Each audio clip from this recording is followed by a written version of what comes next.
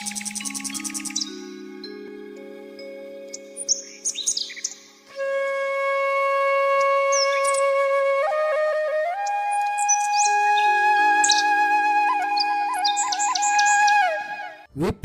सुर संत हित लीन मनुज अवतार निज इच्छा निर्मित तनु माया गुण गोपार। जय सिया राम मित्रों, कलयुग के समस्त पापों का विनाश करने वाली श्री रामायण कथा के प्रथम सोपान बालकांड का ये दूसरा एपिसोड प्रस्तुत है। मित्रों, ब्रह्मा जी के 10 मानस पुत्रों में महर्षि पुलस्त्य अत्यंत विद्वान और हरिभक्त थे, परंतु उनमें यह दोष था कि वे अपनी उपेक्षा सहन नहीं कर पाते थे। उनकी पत्नी का नाम गौ था, जिनके गर्भ से वैश्रवण अर्थात कुबेर का जन्म हुआ। कुबेर की अधिक श्रद्धा अपने पितामह अर्थात ब्रह्मा जी में थी। कुबेर की उपेक्षा ने महर्षि पुलस्त्य को क्रोधित कर दिया। उन्होंने अपने क्रोध के दमन के बहुत प्रयास किए, परंतु वे सफल नहीं हो पा रहे थे। अतः उन्होंने इस विकार को दूर करने के लिए अपने योग बल से स्वयं से ही अपना दूसरा क्रोधी रूप प्रकट किया और शांति प्राप्त होने पर हिमालय की ओर प्रस्थान कर गए। उनका दूसरा रूप विश्रवा अत्यंत क्रोधी और दग्ध हृदय था। उसने अपने जन्म और उसकी पीड़ा का कारण कुबेर को माना। कुबेर को अपने प्रति पिता का क्रोध समझ में नहीं आता था, अतः उन्होंने पिता की सेवा हेतु 3 रूपवान कन्याएं भेज दी, जिनके नाम क्रमशः पुष्पोत्कटा, राका और मालिनी थे। मुनि विश्रवा ने उनके साथ भोग करके पुष्पोत्कटा के गर्भ से 2 पुत्र रावण व कुंभकर्ण, राका के गर्भ से खर व दूषण नाम के पुत्र व शूर्पणखा नाम की पुत्री और मालिनी के गर्भ से विभीषण नाम की संतानें उत्पन्न की। राम कथा में राम के चरित्र को उच्च शिखर प्राप्त होता है तो रावण के होने से। रावण के बिना राम कदाचित श्री राम नहीं हो सकते। रावण अपने दल, बल, बुद्धि और हठ से राम की सर्वांगीण परीक्षा लेता है। वह सब कुछ जानकर भी तब तक यह मानने को तैयार नहीं होता कि श्री राम ही श्री हरि विष्णु है, जब तक उनके धैर्य, चरित्र और बल को हर संभव प्रयास से परख नहीं लेता। रावण उद्भट विद्वान है, शिव का ऐसा अनन्य भक्त है जो उन्हें प्रसन्न करने के लिए अपने मस्तकों को अपने ही हाथों से काटकर पुष्प रूप में अर्पित करता है। वह ऐसा अहंकारी भी है कि अपने ही आराध्य शिव को अपना बाहुबल दिखाने से भी नहीं चूकता और शिव सहित कैलाश को उठा लेता है। वह ऐसा पितृभक्त भी है जो अपने पिता की पीड़ा का आभास करके अपने सौतेले भाई कुबेर से बलपूर्वक सोने की लंका भी छीन लेता है और उसे वहां से पलायन करने को विवश करता है। रावण का ध्येय राक्षस समाज को त्रिलोक में श्रेष्ठता प्रदान कराना था। इसके लिए उसके पास अथाह बाहुबल है। इसके अतिरिक्त उसके पास भाई कुंभकर्ण और लाखों की संख्या में पुत्र, पौत्र और राक्षसी सेना है। वह देवताओं को भय देने के लिए अपने पुत्र मेघनाद को भेजता है, जो इंद्र को परास्त कर इंद्रजीत बना है। कुंभकर्ण महोदर है। उसका भोजन प्रबंध करना ही एक विकट कार्य है और एक पूरी सेना इसी काम पर लगी रहती है। राक्षस सैनिक नित्य हजारों मुनि, नर, गो, ब्राह्मण आदि को पकड़कर लाते हैं और कुंभकर्ण उन्हें खाकर अस्थियों के पर्वत खड़े कर रहा है। यह रावण का भय है। रावण इस अत्याचार से संतुष्ट नहीं होता और उसे और भी बल चाहिए। अतः वह अपने भाइयों के साथ घोर तपस्या करता है। वह ब्रह्मा को प्रसन्न कर लेता है और रावण अपने लिए अमृतत्व का वरदान मांगता है। वत्स, ब्रह्मा जी ने वर देते हुए कहा, इस नश्वर संसार में अमृतत्व का वरदान संभव नहीं है, परंतु मैं तुम्हें ऐसा वरदान देता हूं कि देव, दानव, यक्ष, किन्नर, गंधर्व आदि से तुम अपराजेय रहोगे। तुम्हें केवल मानव और वानर से भय मिल सकता है। ब्रह्मा जी ने वरदान दे दिया। रावण वरदान पाकर प्रसन्न हुआ, क्योंकि मानव उसका आहार थे और वानर उसका क्या बिगाड़ सकते थे। उसने अपने भाई कुंभकर्ण को भी ऐसा ही वरदान मांगने को कहा तो देवगण चिंतित हो उठे। कुंभकर्ण महाभोजी पहले ही हड्डियों के पर्वत खड़ा कर चुका था। अब ऐसा कोई वरदान पाकर तो वह किसी को न छोड़ेगा। देवों ने सरस्वती से विनती की तो सरस्वती ने कुंभकर्ण की मति फेर दी। उसने वरदान में 6 माह की घोर निद्रा और 1 दिन का जागना मांग लिया। रावण सन्न रह गया। कैसी मूर्खता दिखाई थी उसके भाई ने, परंतु अब क्या हो सकता था।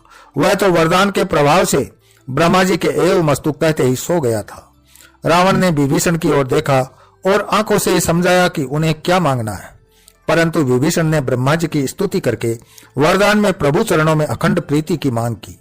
ब्रह्मा जी ने प्रसन्न होकर उन्हें यह वरदान देते हुए उनकी प्रशंसा की और स्वलोक प्रस्थान कर गए। रावण अपने भाइयों की मूर्खता पर आग बबूला होकर रह गया। अब उसे अपने और अपने असंख्य योद्धाओं के बाहुबल से ही तीनों लोकों में अपना साम्राज्य स्थापित करना था। अपराजय होने का वरदान पाकर रावण ने सबसे पहले अपने सौतेले भाई और वैभव के स्वामी कुबेर पर आक्रमण करके उसकी राजधानी स्वर्ण जड़ित लंका नगरी छीन ली और उसका पुष्पक विमान भी अपने अधिकार में ले लिया। कुबेर प्राण बचाकर अन्यत्र चला गया। फिर रावण ने लंका के शिल्पकार मय दानव पर आक्रमण की तैयारी की तो मय दानव ने घबराकर उससे सशर्त संधि कर ली और अपनी अत्यंत रूपवान पुत्री मंदोदरी का विवाह उससे कर दिया। तत्पश्चात रावण ने राक्षसों के दल विश्व विजय के लिए भेज दिए और वह संसार को त्रस्त करने लगा। खरवदूषण ने दंडकारण्य में ऋषि मुनियों को त्रास देना शुरू कर उस क्षेत्र को संत विहीन कर दिया। साधु संत उस तपोभूमि को छोड़कर सुरक्षा के लिए इधर उधर भागने लगे। संसार राक्षसों के अत्याचारों से पीड़ित हो उठा। पापाचार बढ़ने लगे, धर्म का लोप होने लगा। तो पृथ्वी कब तक इस पाप के बोझ को संभालती। वह अत्यंत व्याकुल होकर गौ रूप में ब्रह्मा जी के पास पहुंची और उन्हें अपनी व्यथा सुनाई। हे पितामह, आपने राक्षस राज रावण को अपराजय होने का वरदान देकर उसे अभय और क्रूर बना दिया है। अब वह दुष्ट तीनों लोगों को त्रास दे रहा है। यदि वह इसी प्रकार मेरी छाती पर पापों का बोझ बढ़ाता रहा तो मैं एक दिन रसातल में समा जाऊंगी। हे प्रभु, कुछ उपाय कीजिए, मैं आपकी शरण में हूं। ब्रह्मा जी ने पीड़ित पृथ्वी व भयभीत देवताओं को आश्वासन दिया। रावण का अंत निकट आ रहा है। उसका अहंकार जैसे जैसे चरम को स्पर्श करता जाएगा वैसे वैसे उसका काल उसके अभेद्य द्वीप पर प्रवेश करता जाएगा। ब्रह्मा जी उन सभी को साथ लेकर वैकुंठ गए, जहां शेष सैया पर भगवान श्री हरि विष्णु व माता लक्ष्मी विराजमान थी। सभी ने उनकी स्तुति की और गौ माता रूपी पृथ्वी ने करुण स्वर में दया निधान के समक्ष अपनी व्यथा व्यक्त की। श्री हरि ने गौ रूपी पृथ्वी और समस्त देवगणों को सांत्वना देते हुए कहा, हे त्रितापों का महाभार उठाने वाली पूज्य वसुदेव समस्त देवगणों, जन्म के समय ही मृत्यु का समय लिख दिया जाता है और पापात्मा रावण का जीवन अभी कुछ समय और शेष है। अभी महाशिव की कृपा दृष्टि उस पर है, परंतु वह अधिक समय नहीं रहेगी। महादेव की प्रेरणा जैसे ही होगी, मैं धरा का भार हरण करने के लिए मृत्यु लोक में अवतार लूंगा और उस अहंकारी अधर्मी रावण को उसके निर्मम कुल सहित विनष्ट कर दूंगा। इसके लिए आप सभी को मेरा सहायक बनना होगा। अतः आप सभी विभिन्न रूपों में पृथ्वी पर जन्म ले। मैं अयोध्या नरेश दशरथ के ज्येष्ठ पुत्र राम के रूप में अवतरित होऊंगा और तुम सबको एकत्र करके देवलीला करते हुए रावण का संहार करूंगा। श्री हरि की सांत्वना पर सभी प्रसन्न हो उठे। ब्रह्मा जी ने देवताओं को श्री राम की पावन गाथा का पूर्वाभास प्रस्तुत करते हुए रावण की अपराजयता को संदिग्ध बताया। उन्होंने एक उदाहरण देकर रावण के बारे में बताया कि अपने बल के अहंकार में चूर रावण पुष्पक विमान पर बैठकर एक बार किष्किंधा पर्वत की तलहटी में पहुंच गया। एक स्वच्छ सरोवर व उपवन देखकर वह कुछ समय विश्राम करने के लिए वहां उतर गया। उसने सरोवर में से जल पिया तो बड़ी तृप्ति का अनुभव किया, पर तभी वह चौंक उठा। सरोवर में से एक विशालकाय वानर डुबकी लगाकर ऊपर आया था, जिसे रावण पहचानता था।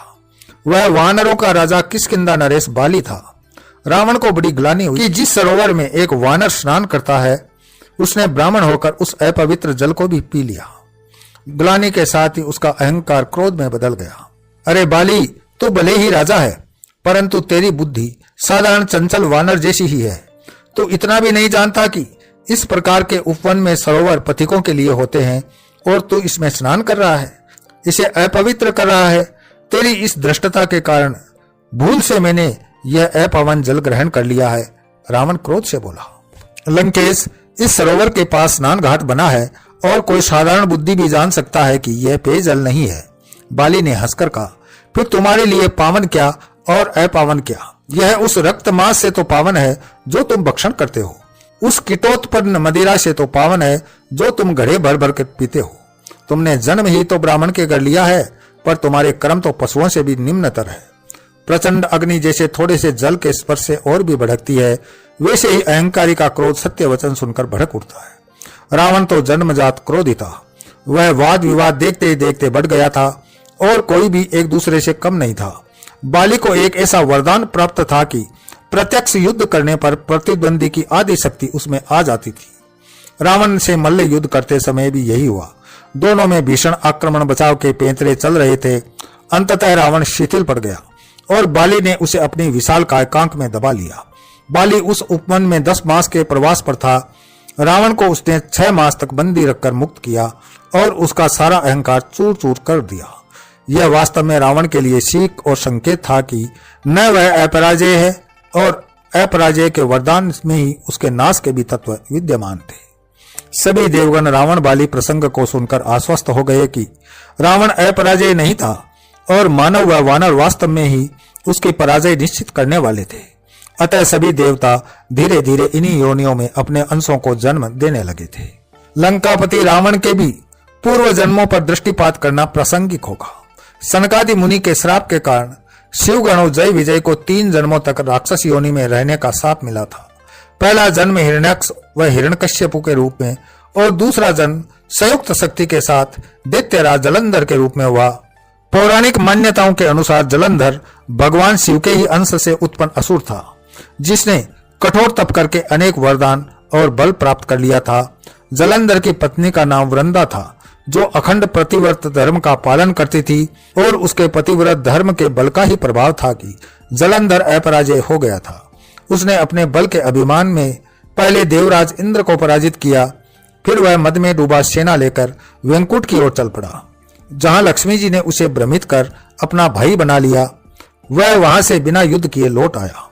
अंततः वह भगवान शिव पर आक्रमण करने और पार्वती को उनसे छीनने के लिए कैलाश जा पहुंचा, जहां महादेव से उसका घनघोर युद्ध हुआ। पर अपनी पत्नी वृंदा के सतीत्व के बल से महादेव के प्रहार भी उसका कुछ नहीं बिगाड़ पा रहे थे। शिव को उसके सामने से भागना पड़ा और वे विष्णु की शरण में पहुंचे। देवताओं और मनुष्यों की पीड़ा हरने के लिए भगवान विष्णु ने वृंदा का सतीत्व नष्ट करने के लिए छल किया और जलंधर का वेश बनाकर उसका धर्म भ्रष्ट कर जलंधर की शक्ति क्षीण कर दी। इसके बाद युद्ध में जलंधर मारा गया और वृंदा ने आत्मदाह कर लिया। वृंदा की चिता की राख पर एक नन्हा पौधा अंकुरित हुआ, जो तुलसी कहा गया है। भगवान विष्णु ने उसे संसार में पूज्य घोषित करके उस सती वृंदा को सम्मान दिया। इस प्रकार रावण ही पूर्व जन्म में जलंधर था। इसी के साथ मैं अपनी वाणी को विराम देता हूँ। अगले वीडियो में फिर मिलते हैं, तब तक के लिए जय श्री राम।